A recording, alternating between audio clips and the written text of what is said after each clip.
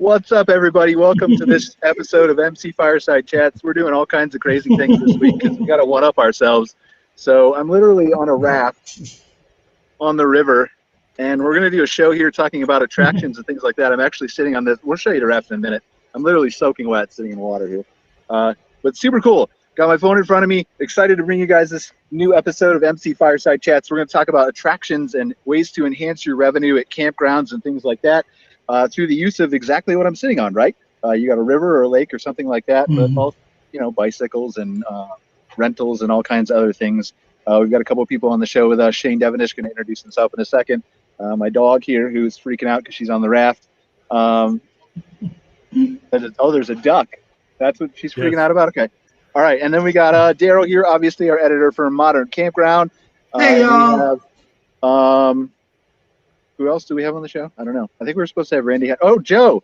I can't see the whole screen here because I'm on my phone. So Joe Deumig from My Community Design here is going to talk about. So we're going to talk about like amenities at campgrounds and stuff, and then we're also going to go into like some unique ways to expand as a supplier and to reach new audiences as a campground too. Because here's the thing: for the last 6 months, I've been telling people, well, most people, that I'm in a secret location and nobody knows where that is. That's because I am, let me just flip this around.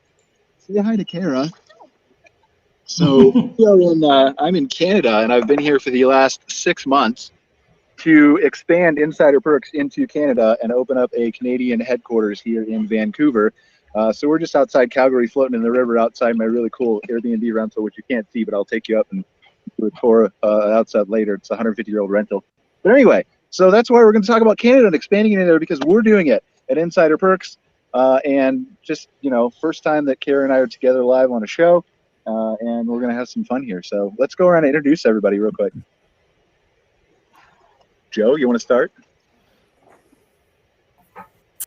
Sure. I'm Joe Deumig. I'm founder of At My Community. We make maps for campgrounds. One of our customers has their own app.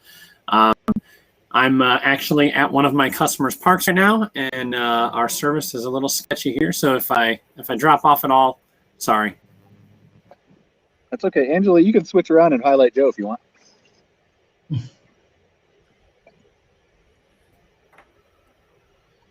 Did we lose people? Oh, there we go. This is going to be a disaster. There's no way this goes stupid. We're on a boat. Ryan, you've only been doing this for a year. You should have it dialed in by now. Angela's running the show today. She's in the background, so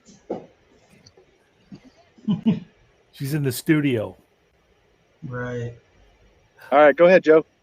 I think we're lagged, but I don't know if you didn't hear me. I'll try again. I'm Joe Deumig with At My Community.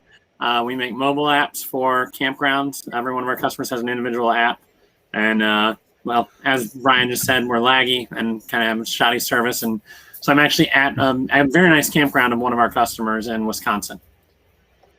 Awesome. Thank you, Joe. Really appreciate it. I feel like Daryl needs no introduction, but he's only been on a week. So Daryl, who are you? What do you do? And why are you here on our show? Sure. Hi, my name is Daryl. I am the editor of Modern Campground.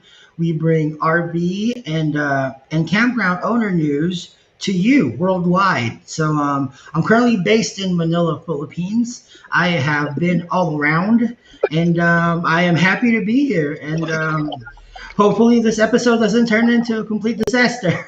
It's going to be a disaster. It's going to be so fun. So on to you, Shane. Shane. Yeah, well, it's a pleasure to be here. I wish I was on my raft with you guys. But Do you have a raft? I do, not here, but at home I have a raft. Oh, I would have do any loved good to. at home. You should put it in your office and just work from it on the floor. It's a very small office here, Brian. Anyway, Shane from Canadian Camping and RV Council. Like I said, excited to be here, and I just want to congratulate Brian and his group for coming up north in the tundra and operating out here. It's great to see you guys. Servicing Canadian campgrounds with a Canadian office. So congratulations. Thank you, sir. Appreciate it. It's been a long time coming. So we're excited to serve you guys up here. And I don't know, what's 3,000-4,000 campgrounds up here, right? So. There's about 2,500. Well, we're going to build more. We're building more right now, Shane. You just haven't counted lately. We just started construction on 300 more in Calgary this morning. So, and then Cara, is your mic working, Cara? Like we were getting feedback earlier. So, all right, Cara, introduce yourself. Hi guys, Cara Csizmadia here, Member Services Coordinator for CCRBC. Happy to be here yet again, and yeah, excited to hopefully not drown today. Oh, we're gonna do all kinds of fun things here, but let's start with amenities. So, like, obviously, and I don't know, we're gonna have to figure out the audio here with Cara just because we get feedback. But so one of the things that was really popular. I think Cara actually did a session with it. Yeah, you come over here. Does that work? Where are you at? I'm here. Anyway, oh, there we go. Okay. So one of the things that was really popular, I think, Cara, you did a session on it, right? The 1 minute money makers, but just different things at the CCRBC conference, just different things that can enhance your revenue at campgrounds, and you can use to earn more money from your guests, right? Because they're there and we know they're going to camp. They're going to stay overnight and they're going to spend that. And they're going to buy the ancillary things that we're all used to, right? They're going to do fireworks. They're probably going to do, buy things in your store, Hershey bars, T-shirts, and maybe do tie-dye activities. But we really want to think outside the box here. And so we're just going to kind of go around the room. And I know Joe works with a lot of campgrounds. He's built apps for them and ties in a lot of their activities into his platform. Daryl's seen a couple articles come across probably that talk about that stuff. Shane and Cara both have obviously much more expansive viewpoints than I do. So I'm going to let them talk for a little bit. Just exactly the purpose of why we're sitting on this raft today, right? Like, not everybody obviously has a river in front of their campground that they can take advantage. But you've seen some of these places with whippets and inflatables and slides, and taking advantage of whatever your natural surroundings are to not necessarily charge extra from your guest, but to maybe bake that into your price and charge extra without showing them you're charging extra, right? For more value, more propositions, more amenities. So who wants to start? Anybody? Want to start, Cara? Yeah, I mean, sure. It's been a couple years since I was operating a park, but I definitely, have had my share of strategic, creative brainstorming sessions about how to maximize revenue and provide additional amenities and create that really cool, unique experience in my park. Harnessing things like events that were near my campground, obviously the Calgary Stampede and things like that. Were logical things to partner with, but other great ideas, hosting food truck event nights and things like that are things that we did to really strategically add additional fun stuff to our park every day. Our weekends were always typically booked, so we used those weeknights that we wanted to drive more bookings in to really announce a lot of those events and run some cool stuff, which went really well for us. We did fundamental cool stuff like carnival game nights and cornhole tournaments and various things. Yeah, I know there's a ton of campgrounds. Oh, wow. Hi. There's a ton of campgrounds that are doing some really, oh boy, some really unique, cool stuff. So I'm excited to hear. I think there's a couple folks on this call that I think could really cross some great insights. This is going awesome, isn't it? So we're gonna kick it to somebody else, obviously, here in a second. But where's my dog?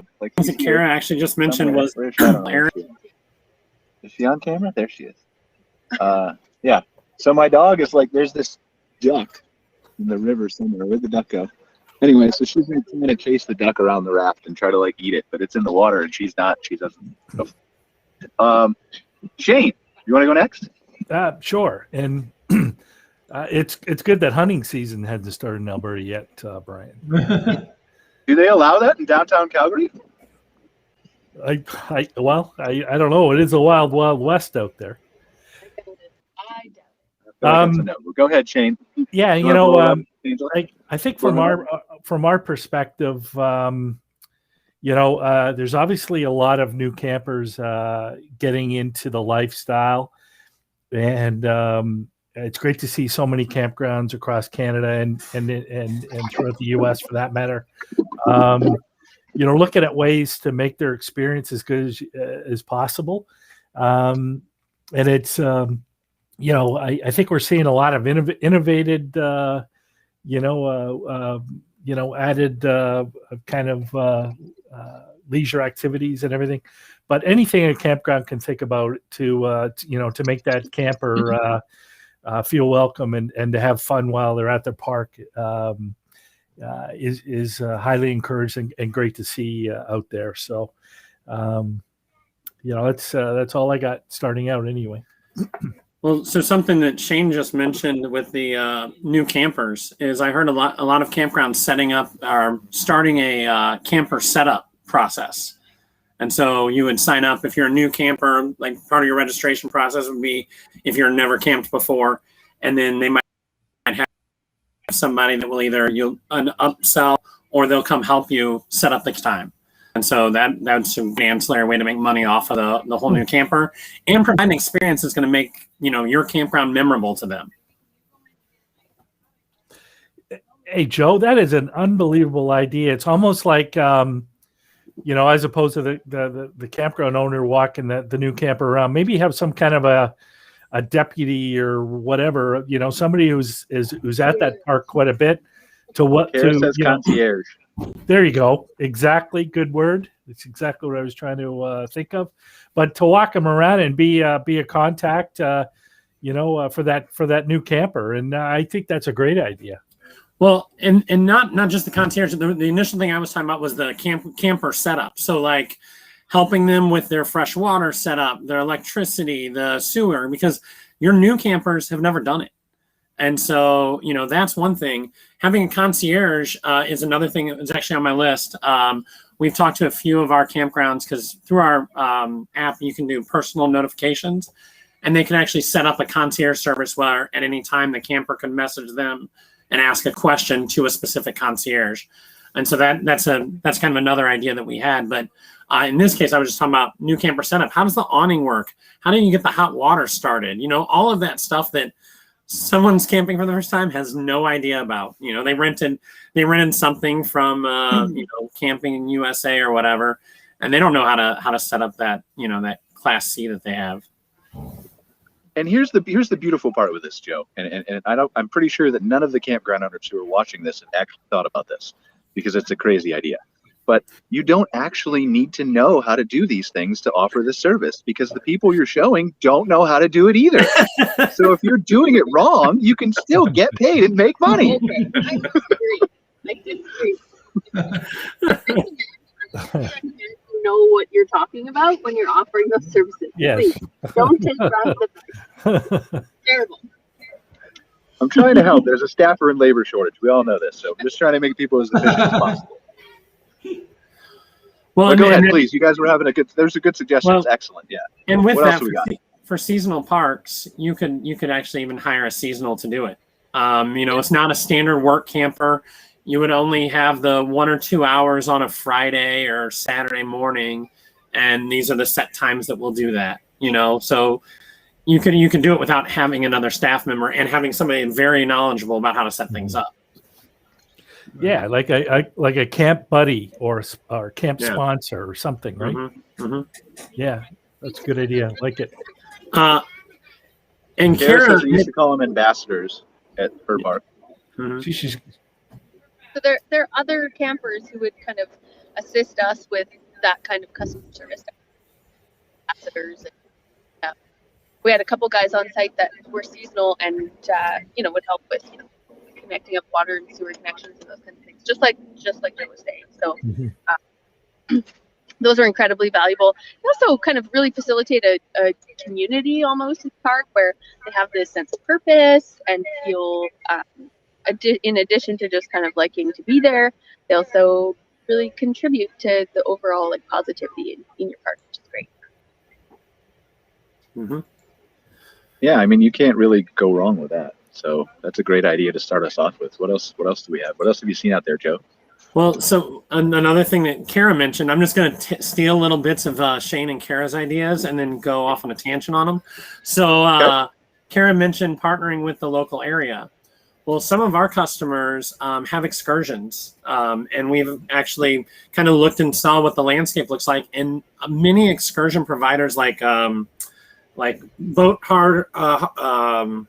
charters, fishing excursions, bear viewing in Alaska, stuff like that, they use a product called Fair Harbor, and Fair Harbor has an affiliate set up.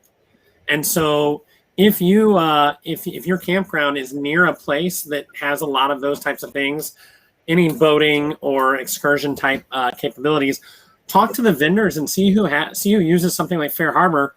You don't even have to be involved. Your guests can go to your website, click on the link to go sign up for a charter fishing boat. They book their time. You're not involved. They go out, they do their excursion, and you get a cut. And you're providing a service for them by sending them to where they would want to go, where they don't have to look for it. And so it's a win for everybody involved. We don't see that many campgrounds do it. It's kind of something that I'm seeing the campgrounds that we're working with, and I'm saying, hey, do any of your vendors use this product, or can you find a vendor that does? And then it just makes it easy. So how do you come up with that list, though, right? So obviously we're dealing with campgrounds. Obviously, all of us on this call, right? Shane runs a huge national association. Cara assists him. Joe, you and I have dozens and dozens of people that we work with from campgrounds all across the country. How do you, as a campground owner, discern? Obviously, if you're on a river, right, that's very easy. Yeah. But how do you discern what's the best thing to offer at your park? Well, for what I was specifically talking about there, it'd be if you're at an area that is a tourist destination, because that's going to be for tourist areas. It's going to be for ocean, large lakes, and other major tourist areas that they have canopy tours and all of that stuff. But so you know that about your park, whether or not that's the case. Well, you should know that about your park, I should say. In terms of finding those people, I haven't looked specifically, but I imagine that Fair Harbor has a way just to search for all of their customers. Just like all of the reservation vendors have a website where you can book at any of their clients. I'm assuming that Fair Harbor has a similar thing where you can say, what's going on in, Panama City? And then they would show you a list of fishing charters that have the ability. And so then the campground could say, okay, well, I'm going to see if I can partner with. And if the campground's not near, or doesn't have access to something like Fair Harbor, I would encourage them to reach out to their local businesses. It could be an ATV shop that rents ATVs. Simple as that. And if they're on a trail, hey, once a week or twice a week, at the ATV shop, you're willing to bring in 4 to 8 ATVs if I can, pull people in. It could be, I guess the sky's the limit, based on what kind of leisure activities are around them, for them to do themselves. Yeah, I've definitely seen, we have, I think, 2 or 3 customers that have bike delivery rental services. And so the campground, they don't want to manage and house bikes. They just work with a partner that will come and deliver however many bikes are needed that day based on prior reservations. And then, again, the campground gets a cut of the fee. And so, they're making money, but also providing a service, and they don't have to do all the work, which is perfect for a campground owner. Oh, for sure. It goes the other way too. When the bike owner could promote the campground too. It's a kind of a cross promotion, and if you get enough businesses working, crosswise to promote each other, I think it's great in the area. It really helps out. Cara, I think you're muted. Cara? We can't hear you. It's probably a great idea, though.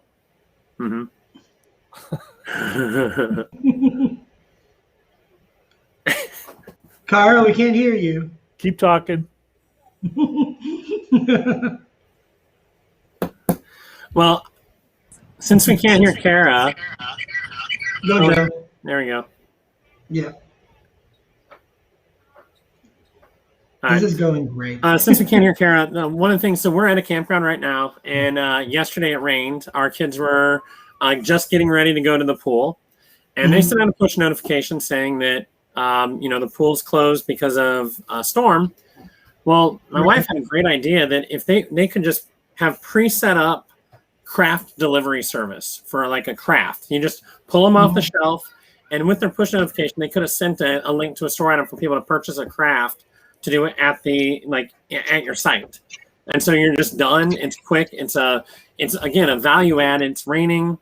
It's too bad. So maybe you charge for it, or maybe you just deliver them and people sign up. But it'd just be a quick and easy way to turn a rainy day into profitability. Right. That's actually a very good idea, especially for like days that, are unexpected. That's absolutely a great idea to have like stuff delivered to them that they can do like an activity together, like inside. Yep. And the campground we're at has a ton. They have a whole activity shed with a ton of activities. So everything kind of already is ready to go. It's just not packaged into like a single unit with directions. But man, how much effort would that take? And then if you were doing it for free, since they already have that as a free service now, well, that just looks unbelievable. It looks like you're going above and beyond. And if you're charging for it, well, then you're making it ancillary revenue. It's up to your campground. And like Brian said, if you're baking it into the cost or you're trying to make ancillary income. Right. Is there many activities? I had to run and get a charger on my phone. We can hear you now. Awesome. Perfect. Anyway, continue. I'm sorry. I just want to make sure you can hear me in case I felt I needed to insert something valuable, which almost never happens. But but is there many? We're seeing a lot of rainy days out here, Eastern Canada lately, and is there any activities that a campground could do spur of the moment that on a rainy day that are safe? Well, it depends on if they would have a enclosed rec room, right? If they have an enclosed rec room, they have plenty of opportunities there. They can turn their rec room into a playground by just putting using masking tape and doing a Foursquare tournament, or something inside. Yeah. There's a lot of options if they have an enclosed space or a pavilion. If they don't, then it's more so something at your site. So something like that craft delivery or something of that I think would work. Yeah, Brian, I'm sure you have a lot of fun on rainy days. What do you suggest would be something for a campground to do impromptu? I have fun on rainy days. I'm not entirely sure what that means, but I'm just gonna go with it. Yeah. I mean, rainy.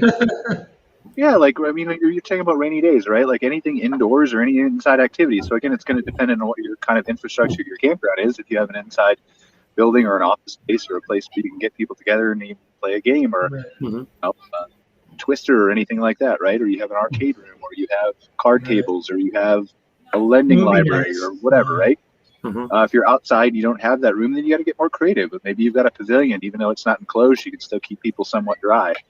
I mean, the pandemic has opened up a whole new world to this, right? Like, we're obviously coming out of it, but you can still use some of the things like the Zoom and the virtual events and the get-togethers and online bingo and stuff to, if it's raining really bad for an extended period of time, keep people engaged while they're inside their campers with you too. So, right.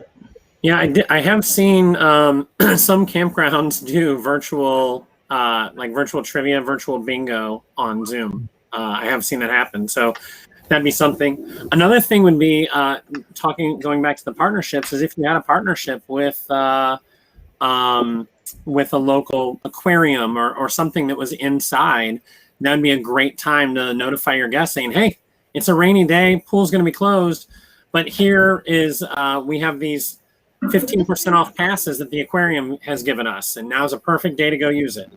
That would be a great thing to do. Here's an idea. You could have a murder mystery at your campground, and you could have everybody get on the Zoom, and you could say, listen, we have a serious situation here. There is an actual real killer somewhere in the campground, and we need your help to find him. He's in one of the trailers, possibly next to you and your children. So you have to stay on the Zoom and pay attention to us. We're going to give you clues. We're going to figure out who it is. I'm really shocked you haven't been sued. I'm not telling people to actually do this stuff. I'm saying here's an idea, and if you're obviously if you're dumb enough like me, then you could do it. But I don't own a campground. There's a reason I don't own a campground. There should be a disclaimer here. Can you put up a disclaimer, Angela? Just say that whatever I say we shouldn't pay attention to.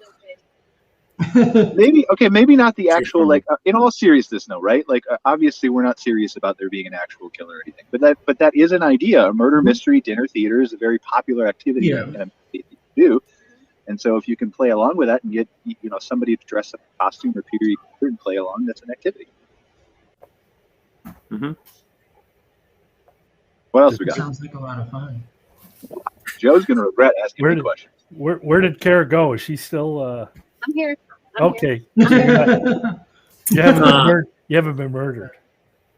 So, well, I have no audio. Nobody can hear me. Another possibility with the rain out or just on a normal day that you're wanting to increase revenue is if you cater to more adults, not less of a family thing, is, make sure everyone knows about an impromptu happy hour. Hey, the pool's closed. We're doing 25% off drinks. Right. Get people into your bar and restaurant, and then increase some revenue. And they think, oh, you're doing us a great service by charging us less. Giving us a deal. Yeah. Well, and here's the thing too: if it's raining outside, Joe, and again, I'm not contributing anything valuable, but if it's raining outside, you don't have to worry about quiet time because they're already inside their rigs. You don't have to kick them out from around the campfire where they're screaming and shouting and singing "Kumbaya." They're already inside. So it's a win-win. Yeah. I don't know about this, but yeah, I will say there's also some great ways to support the charity, do things like charitable poker games or whatever, get people to bring in donations to the food bank and things like that. Those things will they add just cool, fun stuff to do that's not really a ton of work to do, but keeps them occupied, especially again if you have that indoor industry. And here's another idea, just pointing at my dog right here, right? Like, obviously there's animal shelters. I've seen people bring in pets as an activity, both indoors and outdoors, for an adoption drive, but also just to keep kind of the kids entertained and stuff like that. So all kinds of ways you can be creative if you think outside the box. Yeah, they did that at Arvik last year, right? They had I forget what they called it, but yeah. Yeah, that was a great idea.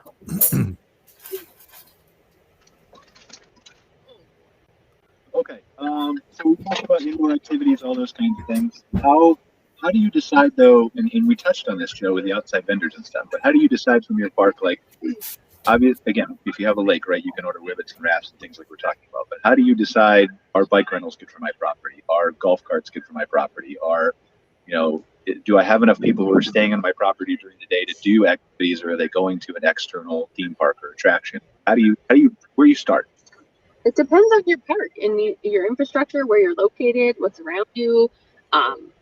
That's incredibly variable and really hard to answer. Sorry, Joe, I totally jumped in.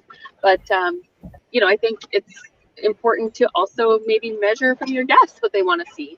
I used to get requests all the time at my park for a splash park and things like that. So, they're happy to give you that feedback if you ask for it.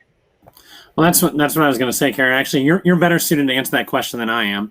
But I was going to say the same thing: is see what your people are doing. If everyone brings bikes to your park, then obviously people like biking at your park, and so there's a decent chance that someone would be inclined to rent a bike that forgot theirs, or that didn't bring them, or they can't carry them in their RV.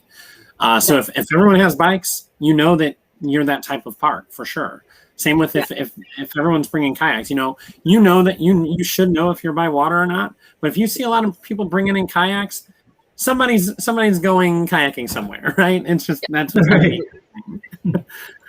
So that's the way. But yeah, Cara is 100% right, and it's the answer to every single RV park owner question. Is it depends.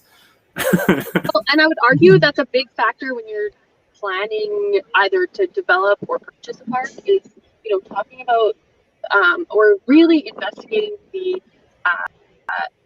your surroundings, exists around you, how you can develop and expand on those things. I think those are big questions to ask yourself when you're considering getting into this business too. Right, and I know that it's variable, right? Like, we're well aware of that. I guess I'm just kind of asking, like, where do you start that research process? And I know the answers are going to be different. How do I, as a park owner, approach that? How do I, and surveys are one way, we covered that, right? But are there other ways that I can get that data from? Talk to other operators, talk to other campground owners around. Get involved with your association. Get information from them about the types of data that they're collecting on a maybe provincial or regional basis. Those resources are incredibly valuable and frankly really worth the membership with the association. But I think other operators are really always willing to contribute and support each other, which is one of my favorite things about this industry. Right. But overall, between your customers as well as, or potential customers as well as your peers, those are really valuable resources. I also think other operators in the area, not specifically campground operators, maybe they're excursion operators, the guy who owns the science center or whatever. Talk to those groups about what their demographics look like, how you can partner with them. Well, Brian, you asked the question, but I know we can just turn it around on you and have you answer it, because I would imagine there's some stuff that you can do with some of the social networking tools and analytics that Google might have to try to figure that stuff out as well. Is that correct, Brian? Well, even just some basic research, right? Like this is part of the, we have a lot of, obviously there's so many people getting into the RV park and campground world developing, right? And one of the things that we've been telling people, like the RV POW that I'm a part of, is do your research, yes, with your local chambers of commerce in the traditional ways. You use some of this data, like you can, it's public how often people search for specific keywords. So if you're in Pigeon Forge, Tennessee, for example, right? You can literally search for how many times monthly people are searching for the word Pigeon Forge RV park, Pigeon Forge campground, Pigeon Forge camping. And that literally gives you a built-in demand of how much interest there is in those things already before you build your park, before you start branding, before you start marketing, before you whatever. And so using those same kind of tools to look at kayaking in a specific area, right?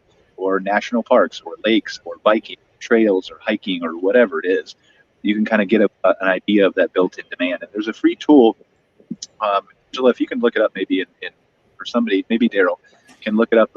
It's called Uber Suggest, like the car company, Uber Suggest by Neil Patel. If you do that, maybe Daryl or Angela, you can just put it on the screen in front of people.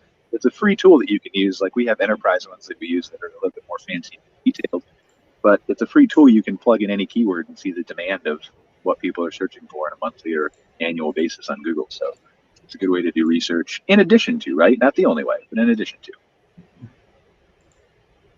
And then I think if I were to add on to that, right, like the local partnerships that Joe was talking about, if you're in an area and there's 7 kayak companies, it's a pretty good indicator of what people are doing in the area, right? So yeah.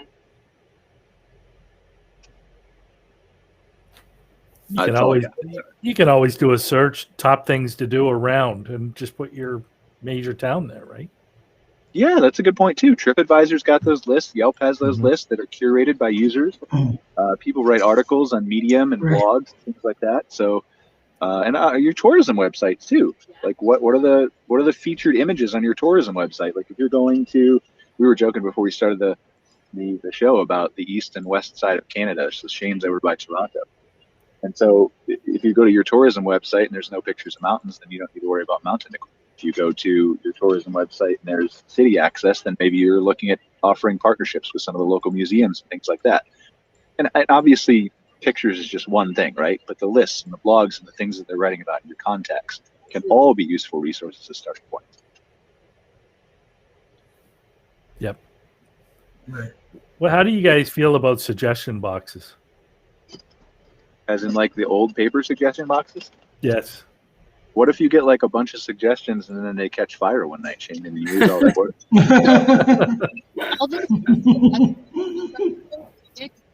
We did use them in my park specifically because a lot of my guests were kind of seniors and weren't really using computers and stuff yet. But we definitely used them. We encouraged guests to return those to us once they checked out.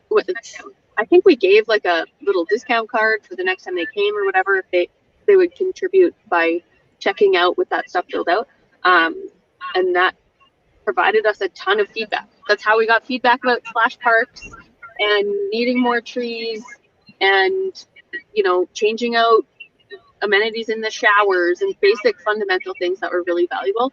I do think that stuff is changing with time. I think we can be collecting that information in various ways. Don't have to only do it via paper. Maybe you include something on their website. Maybe you're targeted emailing them after they check out, saying, hey, thanks for staying with us. You know, give us some feedback. You know, there's lots of ways to get creative about those things. And I think that feedback from your guests is really valuable. Yeah, pretty much all of our customers have a feedback, suggestion, or maintenance request type form on their apps. They pretty much all add one of those, and they all look different. Each customer has different things they're asking for. But the one problem that you have with, you know, paper suggestion boxes, you got to be diligent about putting it into some sort of digital format. Otherwise, you're looking at something more anecdotal that you can't actually pull data on to say, okay, well, I've had 20 people ask me about having this activity, as opposed to, I think I've read that a few times. You don't know how many it was. You know, it's so I would always suggest going digital. Again, we do it with our apps. You can put it on your website, and then probably one of the more useful ways is also what Cara mentioned is after post-reservation feedback form that's sent out by your reservations provider. That's like, you know, someone's just got done with their stay. You can offer them a discount tied right in, and then they're more likely to fill out the form. Yeah, I agree with that. I don't know about you guys, but I'm surveyed out, and you know, these surveys that you answer 20 questions and then you come back and say you're 33% done. At that point, I'm done. That's it for me. And you just have to learn. It's the simple questions, right? And so this is where like NPS comes into play, where they ask you on a scale of 1 to 10, and then they give you. If you haven't heard of NPS, look it up. It's a huge system. KOA uses it at all their parks. You just rate the experience based on 1 to 10, and then there's a comment box, and that's it. And there's not 30 questions or 40 questions. So there are ways to do that and let people, plus it's open-ended, right? You don't have to think of the 30 questions. Then maybe you're missing 31 that was that valuable nugget of information that you really needed. Mm-hmm. You leave it open-ended, then they'll expand and write however little or as much as they want. I've received a novel or two on those, for sure. And then I'm assuming that Angela or Daryl or whoever has put the disclaimer on here. So I'm just going to go ahead and say this. Like, I feel like you could put a gate at your park with an audible warning, right? Like, where it just doesn't open until you provide feedback in some form. Like, put an Alexa device there to record people. I'm sorry, you cannot leave until you provide feedback. That's very dystopian of you. Yeah. Listen, I mean, they won't fill out the surveys. You get like, what is the number? It's like 1% of the surveys you actually send out get feedback. So this is a foolproof way. I mean, it's going to be mostly negative feedback, I'm sure, but you'll get the feedback. It wasn't negative feedback until you locked them in. Now it's negative. Yeah, right. Campground is great. I mean, but you'll get some good feedback because there's the people. You'll always have the people who went the late checkout, right? Who never get off their site on time. They'll give you good feedback because they were there longer.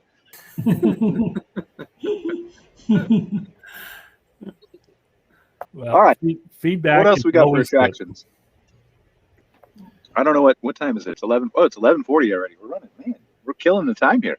We do it on Unwrapped every week. Well, so local attractions, also the things that you can add in there is some sort of sponsorship. Obviously, everyone's dealt with this. You know, it's not really out of the box thinking, but if you tie it more to attractions and less to just ride around, you're also providing more of a service, right? So we were at a campground last week, and there was nothing in the campground information about this, but there was a large goat and cow creamery around the corner that had lunch, and they had cows and goats that the kids could pet, and it was a really cool place. Well, it would have been a service to add to the customers to let them know about it, and it's probably also revenue generation for advertising. And so that's something, you know, I know that, you know, a lot of people with their guest guides and have the sponsorship, and we have stuff like that built in the app too, to let people know about the local area. But the attractions are just so much even bigger, because again, that can be something done on rainy days. That can be something that is that just wow factor about the area and your park. So that's something I would consider adding in there. All right, let's switch this real quick because we got about 19 minutes left or something. Let's switch this to Canada, right? So this is the reason that, well, we're on the raft for the attractions, but Insider Perks has expanded into Canada. And I want to talk up to some of you other people because I know Joe has done that extensively, and Shane obviously runs the association, and so does how Cara helps him, both from two perspectives, right? One is the consumer standpoint. If you're and we all know that the border is currently closed from Canadians coming into the U.S. It's open the other way around, which makes absolutely no sense. Biden is nuts and probably on drugs or something. Can I say that? Like, I feel like, is there a disclaimer? He has to be. It doesn't make any sense. I've talked to all these seasonal park owners in Arizona and Florida who are missing these Canadians coming down. We got to open this border. But anyway, so when the border is open, though, we are, you know, there's an opportunity for you as a seasonal park or a regular park. Maybe you're up north and you want to attract the summer guests who are coming across the border from Canada, to reach into these new markets. And so maybe you're doing your traditional advertising in your rest stops and nearby in your local tourism bureau. But maybe there's an opportunity for you to reach out to some of these guests cross border. And so I want to talk about that a little bit. And then from a supplier perspective too, right? Because we got some suppliers on here who watch our show regularly. Joe's one of them. I'm one of them. Technically, I guess Daryl's one of them. But from an expanding, just like Insider Perks is doing into Canada, right? Like we've been coming to shows, camping in Ontario, for example, CampX. Joe's been to that conference, I think, right, Joe? Oh yeah, we were there the one year. I was your videographer, like, if you don't recall. Yeah, that's right. Okay, so I was there 4 years in a row prior to COVID and all this, and we heard the same thing consistently, right? It was, you know, we had Canadian clients, but over and over again, we were hearing that we want to keep our dollars in Canada. We want to keep our tax money in Canada. We want to give back to the local community. And so that's part of the reason that we're up here and opening this division, is so that we can work with Canadian parks in a native currency, and that they can keep those tax dollars in Canada, because they're literally going to a company that is Canadian, that's going to hire Canadian employees. So I don't know, where do we want to start? Consumer or business? Let's start with consumer. Let's get that in and make sure we do. So advertising wise, we actually have some customers in Canada and that are also seasonal properties in Florida that cater to Canadians. And so we've been approached. We haven't started any of this yet, but we have definitely had groups from one side advertising the other. So like a Florida property wants to advertise their property on our Canadian apps. And so those, you know, they can get sponsorship money that offsets the price, or it makes the app a revenue generator for them. But that way, that Florida park is advertising in Canada, and will hopefully be bringing some people down to them. And so I've definitely seen that. I definitely know of some connections, and people are wanting to get connected to do some more advertising in the guides and stuff like that for, you know, because in Canada, how many parks are actually open in the winter, you know? And so it's a really great thing, because no one's going to be fighting those people. No Canadians want to stay in Florida in the summer, and the parks are, most of the parks are closed in the winter. So it kind of is a great thing where the advertising is useful, helpful, and it's not going to steal anything from the members, you know, or from that campground. Well, why don't you talk a little bit about that, Cara? Like, how would a U.S. campground reach out to Canadian parks? Or not Canadian parks, but Canadian consumers? How would a U.S. campground reach out to Canadian consumers? I think we are already seeing like partnerships with,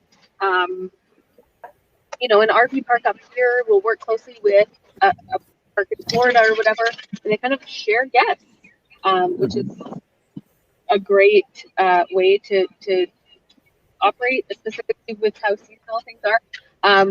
You know, I think that's another great benefit of association membership. You get to meet campground owners from across the continent, and then, you know, really get unique and creative about how to operate.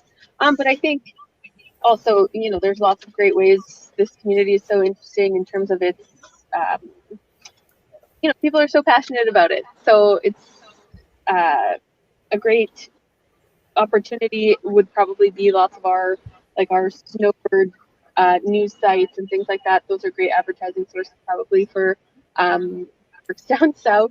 So yeah, there's lots and lots of options. I think top one is probably networking with your peers.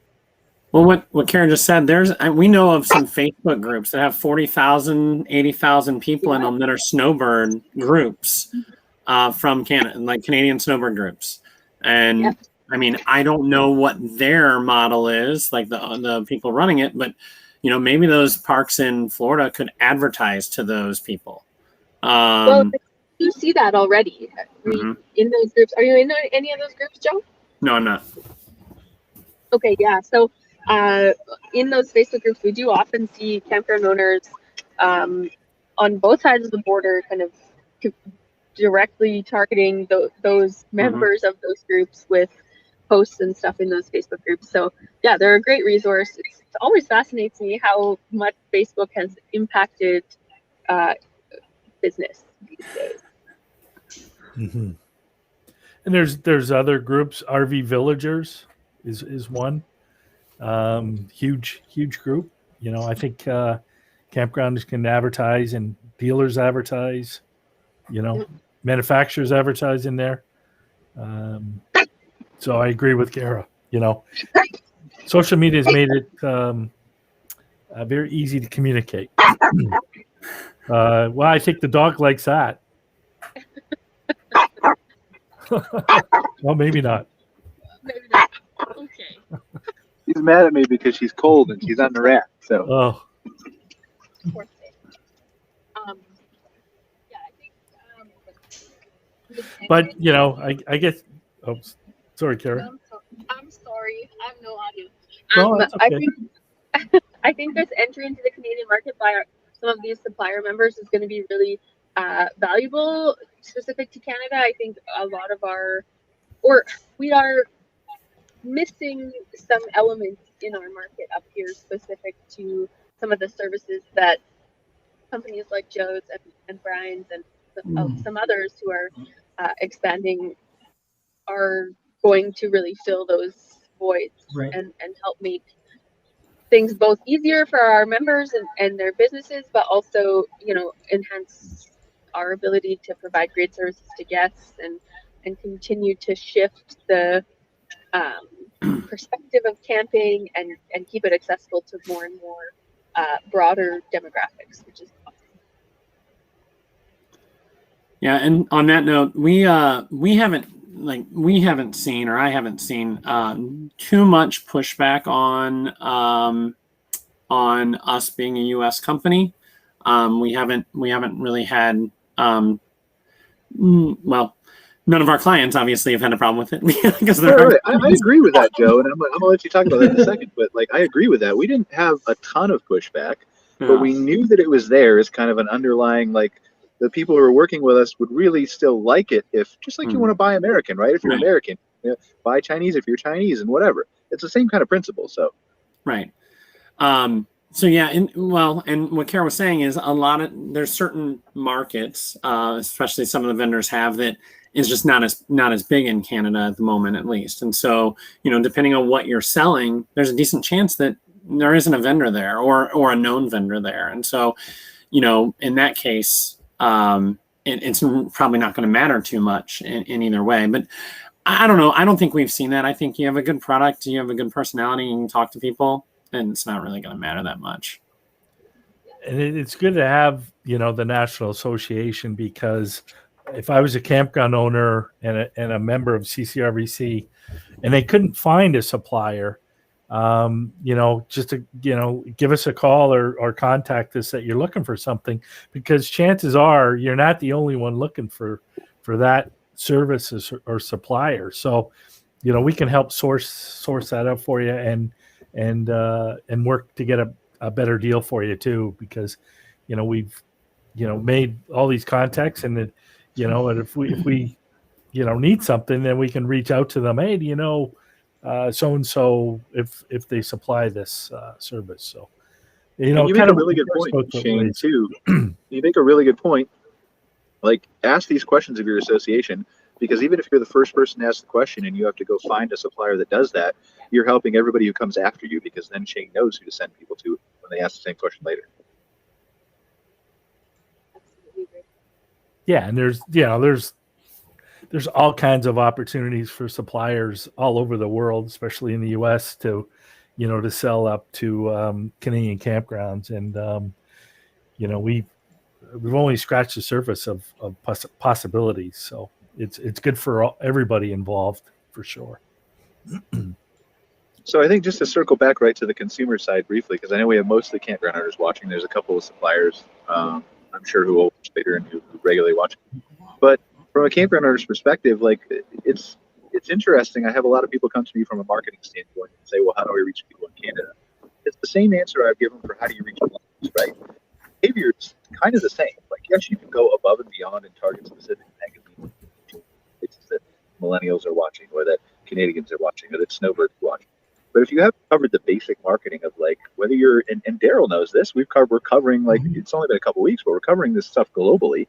Like, glamping is global, camping is global, campgrounds are, like, they might call them campings in Europe instead of campgrounds, but they're the same principle, same concept. Yes, there are niche differences, but this stuff is global and it translates that way, and so is the behavior of people for the most part. They're all using Google or Bing or whatever their search engine is. They're all using the same social media apps, or very few handful of different ones, right? Right. And so if you're marketing and you're talking to people in the way that you've already mastered in the United States, for example, or in Canada if you're a Canadian park, then if you just continue doing those things and maybe refine it a little bit with your blog posting, your content, or your wording, or whatever, you're going to reach these people naturally anyway. I mean, it's a box tick on Google Ads to also target your ads to people in Canada or wherever. So, yeah. Well, especially now, in the last year and a half or whatever, the focus has been on the campground and RV industry, pretty significantly, and all around the world is just growing leaps and bounds. Yeah, we're on a 4-month trip, driving around with the family, and we didn't do it in the summer because of how busy campgrounds are going to be this summer. As we knew that one, it'd be a pain to get booking, and two, it'd be a pain to talk to our customers or prospects. I would say half of our campgrounds that we're staying at are our own customers, and just kind of feeling out what they're doing and trying to make things a little bit better for them and easier for them. And we just knew that wouldn't be possible if we were doing it this summer because everything was just packed. And so we're moving in a direction that makes us be in the shoulder season for everybody. And so that's what we're doing. And we were planning on staying in Canada, and then I realized my passport expired yesterday. Oh no! So we are not making it up to. We were going to go to Windmill Point Park in Niagara area, and unfortunately that won't happen. But hopefully Rose will get out there, because you were talking about suppliers, so we're planning on creating a Canadian bank account to make it a little bit easier for our Canadian customers to pay us, because sometimes that can be a hassle for them, and sometimes it can be a hassle for us, depending on which type of method they're trying to use. And if we can just make it easier for our customers, that'd be great for us. So that's a great idea, Joe, because the currency fluctuation can be a little bit of a detriment. So that's great on you. I'm sure your customers up here appreciate that a lot.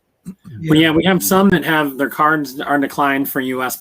purchases, for out-of-country purchases. For large amounts, at least, their cards are declined for that. And then if they send us a check, our banks take 8 weeks to process. It ends up being a real mess. So we can make it easier on both of ourselves just by going and quickly opening a bank account.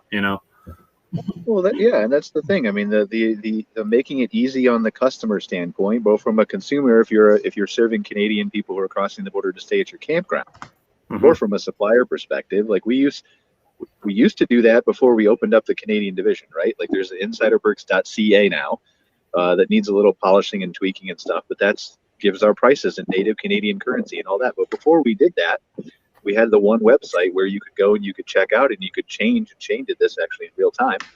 of the services we provide to them, you can switch the currency in real time, and it does whatever today's exchange rate is and starts a subscription or takes the price in that Canadian. So they don't have to do the calculations. They don't have to worry about it. It's not an extra step for the consumer. Anything you can do to create less friction, then I would use my 2 hands, but I'm holding the camera in one. So friction, you can kind of get it. It is a better guest experience and is going to help you retain that and drive more loyalty on both sides, supplier and consumer.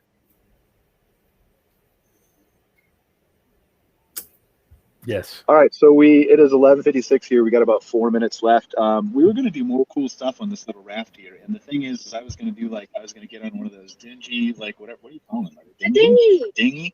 I was going to float away, do all kinds of fun stuff, but my phone is like dead, and so I've got it tethered to this battery, which is not waterproof. So I feel like getting onto that float would be a terrible idea for my. So you'll have to send Cara out then. Yeah, send Cara out. So, Look at me. I'm in a blanket. I'm freezing. The sun. Look, it's the sun's over there. so Brian, have you actually floated on that raft yet? No, maiden voyage today. This is the maiden voyage today. We literally blew it up an hour before the show. It was in a box. So, yeah. And how many dinghies did you buy? Well, there's 2. Like the float actually came with 2 attached to it. Wow. This is the thing, right? Like if you're in a river or lake or something like that, like this thing I think was 500 Canadian, which is about 450 US or something off eBay. And it seats like 6 people in this little area, and there's drink holders and cup holders, and 2 people can launch off the thing in the dinghies, and like it's a great amenity for floating around your park that you can rent out. That's much cheaper than a paddle boat, probably, I would imagine. Did you say sleep? Well, yeah, sure, you can sleep here if you want. Did I say No, sleep? I feel like you can. I think he said seats. Oh, it's seats. Oh, Especially if you're doing happy hour like Joe was talking about earlier. So Actually, Brian, so now you made us go back to our amenities thing. Something I forgot earlier, and you just made it come up. You just made me think of it, talking about renting these out. We had a bunch of customers this year add cabana rentals. I don't know if that's a thing going across the country, but we probably had 3 customers add cabana rentals this year. And so I'm sure there's plenty of campgrounds that haven't caught on to that trend, but it's getting popular. so can you do they get delivered like? Most of the time they're poolside, so it's poolside cabanas that are sitting there, and then they get to rent them for 2 hours or hour or 4 hours, whatever that campground decided to set up. I mean, you can get really creative with this stuff if you really want to, right? Like charge for pool access, which only means the cement area around the pool, and then you have to pay extra to go into the pool, an extra to go into the deep end, an extra to get a cabana. Wow, an extra to get rescued in case you're in danger. I think we have a customer. Or add $5 a night, which Cara just said. Or add $5 a night. What's your site rental? Well, I think we have one campground that charges $200 for a cabana rental for a day. Wow. Yeah, that's not that $5 isn't going to make up for it. Well, but you understand the principle, right? Like there's 2 ways to approach this. There's the incremental add-on, which will give you the income, but will upset the guests when they see the itemized list. And there's the raise your prices to reflect the amenities and values that your park offers, which is people are still going to complain sometimes, but not nearly the volume of broken down into a XXXXX, right? Yeah. Mm-hmm. All right. Well, it is 12 o'clock. Let's go around. Do we have any final thoughts just from everybody who wants to? Do you want to wrap up talking about either Canada or amenities or anything like that? Shane, you want to start? No, I thought this discussion was great. Very appropriate, timely, good ideas, and like I said before, great to be on, and it's great to see you come up to Canada, Brian. So. Yeah, I'm happy to be up here. Joe, I know you're having a lot of success over in Ontario specifically. Tell us just real quick recap. Yeah, so actually just this week our Camp On app, which is the Camping in Ontario's mobile app for their association, just went over 20,000 downloads, in fact. Nice. Congratulations. Nice. Ryan did not know about that when he invited me to this. We just found out about that yesterday or the day before. So We'd also given them the ability that any of their campgrounds can come in and do COVID release forms directly through that app. And so we probably have about 15% of their campgrounds are using that to do their COVID form that they have to fill out. So they're doing them digitally instead of paper. So it's been really good, really successful. Awesome. Cara?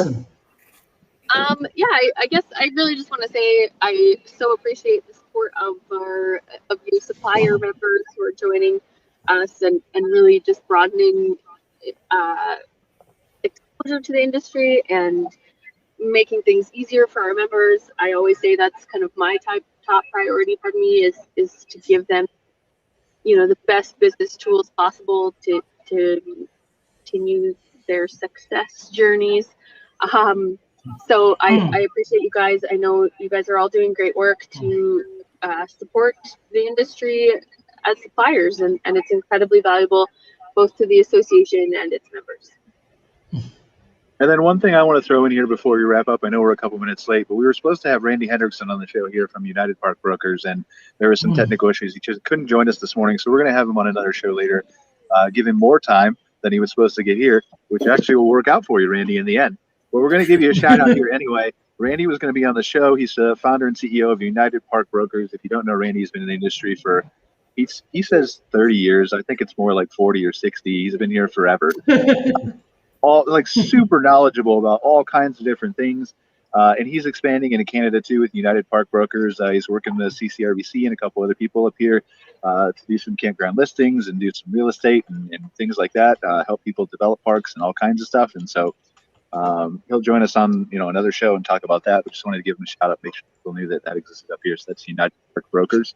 And Randy's a real good guy. So my dog is super mad at me now, so we're going to wrap this up. Just want to thank you guys for joining us for another episode of MC Fireside Chats. But we're going to try to do some more interesting shows like this. Maybe not every week on location, but maybe at some different campgrounds around at least Alberta here and in Canada while I'm up here. Maybe we can have, Angela or other people or some of our guests, maybe campground owners live from their campgrounds as well. But really appreciate you guys joining us. Check out Modern Campground if you haven't already. Daryl's our editor there. Please. Super excited to get this website up and running and cover the campground industry globally. We are available as a podcast as well on Google, Spotify, all those kinds of places. So really appreciate you guys watching us, and we will see you next week. All right. Aloha. Thanks, Wrap it up, Angela.